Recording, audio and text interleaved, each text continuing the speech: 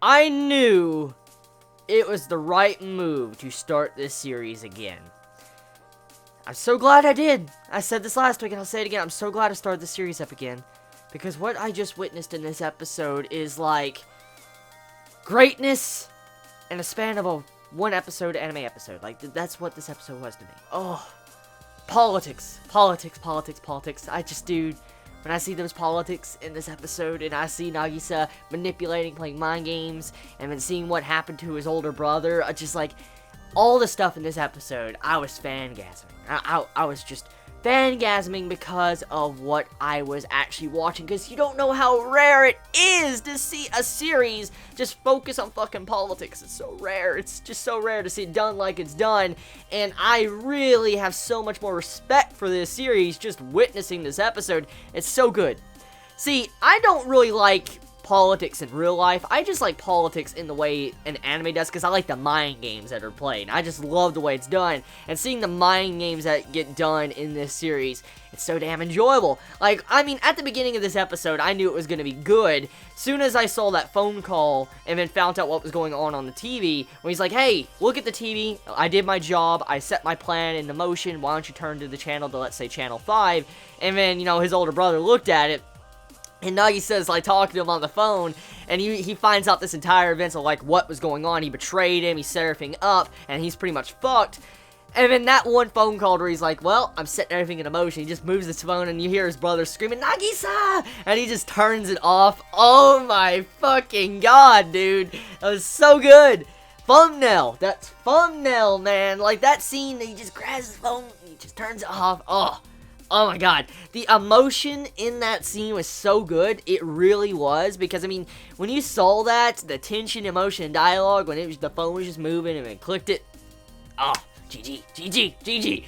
So, thing is, this episode of Classroom Crisis, as you can already see, I really think this episode was great, just because of the core themes of the episode. I mean, all the stuff that's been building up for majority of the season, or the last couple episodes, have led up to this very point, to where Nagisa finally makes his move, but in the act of making his move, he taints himself along the way. For instance, he steps in some mud and dirties himself, because he does some shady things that kind of indirectly or directly actually hurt A-Tech, and he doesn't really like the direction he's going, because in his, like, consciousness right now, as we can see from this episode, is that he does feel conflicted, and he doesn't really want to hurt A-Tech. He does care for them, but the path he's set on, he has to get this out of his system. He has to get this rage and revenge he has inside of him out, or he can never move on.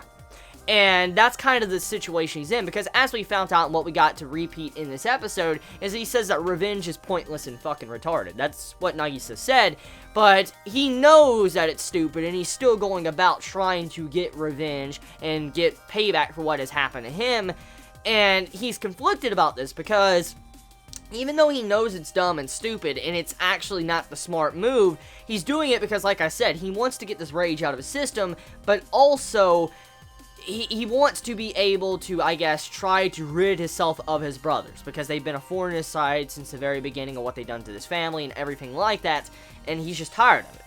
And so, along the way of him stepping onto this revenge path, he has indirectly or directly stepped on A-Tech. And he can't really forgive himself for that, after what he has done. The main question is, will A-Tech forgive him, and will he be able to forgive himself? That is the underlying question we have to wonder.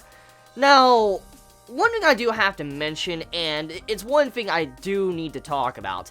See, majority of this series of Classroom Crisis, it's had two main themes. It's had the political side, and then it's had the classroom side. That's two different sides to this series, Classroom Crisis. The crisis represents, politics. Classroom represents the slice of life, classroom antics.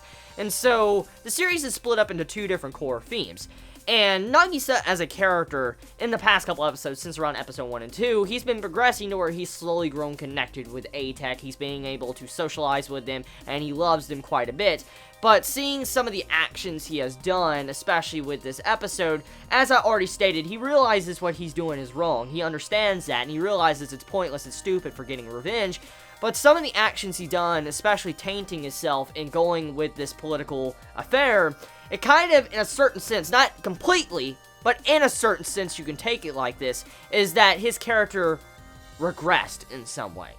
Or all the development he's gotten throughout the series with A-Tech was kind of just pushed aside just a little bit just for this event to happen. But regardless of how you truly feel about that, we still have to admit this episode is pretty damn good. In terms of Nagisa being a fucking badass, just like, yeah.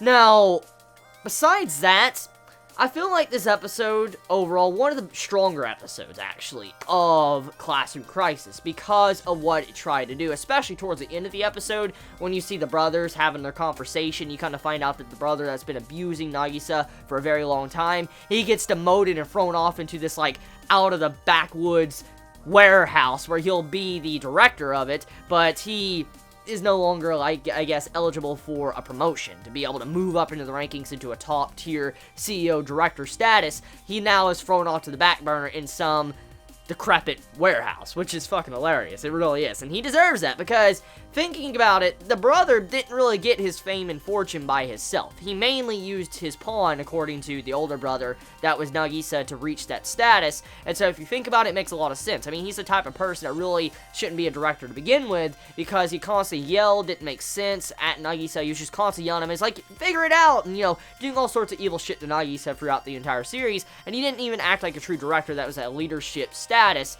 and it goes to show you how he got into his position without really being worthy of it. And that's my thoughts of this week's episode of Classroom Crisis. Tell me your thoughts in the comments below. You all have a wonderful day or night wherever you live. Please be safe. Chibi out.